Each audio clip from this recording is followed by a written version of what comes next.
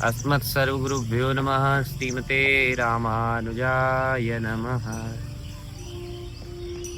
सभी को जय श्रीमन नारायण। आज हम लोग भक्ति के विषय में कुछ चिंतन करने के लिए यहाँ पे उपस्थित हुए हैं। बंधुओं, भक्ति में नम्रता होनी चाहिए। नम्रता पूर्ण भक्ति ही भक्ति कहलाती है। अगर भक्ति में नम्रता नहीं है तो भक्ति नहीं होती है। दृष्टांत आता है श्री रंगाचार्य स्वामी जी का। दक्षिण भारत में एक स्वामी जी हुए हैं। स्वामी जी इतने विनम्र थे कि एक बार उनके पास में एक लेखक कवि आए जिनका नाम था केशव। वो आए और उन्होंने स्वामी जी के पास में बड़ी सुंदर सुंदर उनके लिए श्लोक लिखे, कविताएं लिखी और सुंदर सुंदर उद्गार प्रस्तुत करे। पर स्वामी जी अपनी स्तुति सुनकर बिल्कुल भी प्रसन्न नहीं हुए। कोई मन में बिल्कुल मुख में कोई प्रसन्नता नहीं। केशव जी को ये अच्छा नहीं लगा कवि जी को कि मैंने तो इतना अच्छा स्वामी जी का वर्णन करा, कविताएं लिखी। मैंने विचार करा कि स्वामी जी के बारे में मैं अच्छा लिखूंगा तो स्वामी जी मुझे उपहार देंगे, पर स्वामी जी ने तो मुझे कुछ भी नहीं दिया। उनके मन को कोई प्रसन्नता नहीं हुई मेरी कविता से। ऐसा विचार करके वो कवि चले गए। इधर भगवान का कौतुक। एक दिन भगवान श्री रंगनाथ जी की सवारी जा रही थी।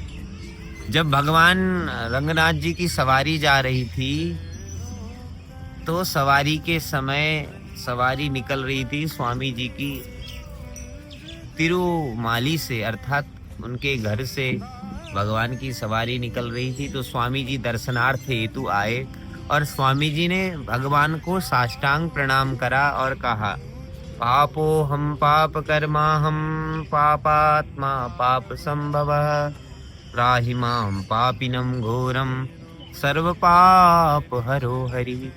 हे हरि, हे नाथ, हे नारायण, हे जगन्नाथ, मैं बहुत पापी हूँ और मैं पापात्मा हूँ और नित्य पाप ही करते रहता हूँ। ऐसा कहकर स्वामी जी ने साष्टांग करा।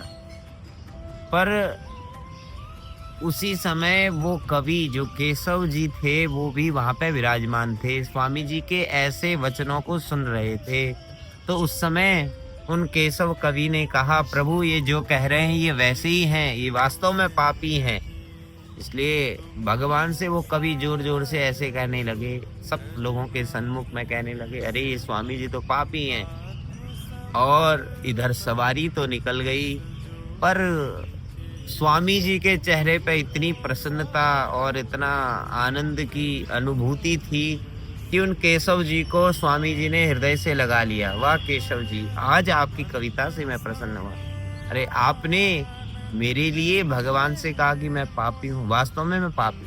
अर्थात कहने का तात्पर्य बंधु इस दृष्टांत से ये है कि आचार्य अपने को कितना नैत्यानुसंधान करते हैं, अपने को कितना नीच मानते हैं। इतने बड़े स्वामी, विद्वान, प्रकांड विद्वान, भक्ति में परिपूर्ण, और उनकी भक्ति में कितनी नम्रता है।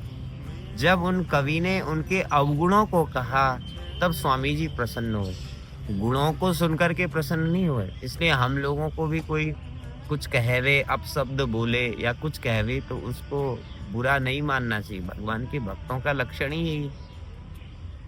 और कोई हमारे अवगुणों को बताए, उस अवगुणों को जल्दी हमें अपने भीतर देखना चाहिए। हाँ, मेरे भीतर तो ये अवगुण है और उसको सुधारने की कोशिश करनी चाहिए। तो ये सुंदर दृष्टांत है।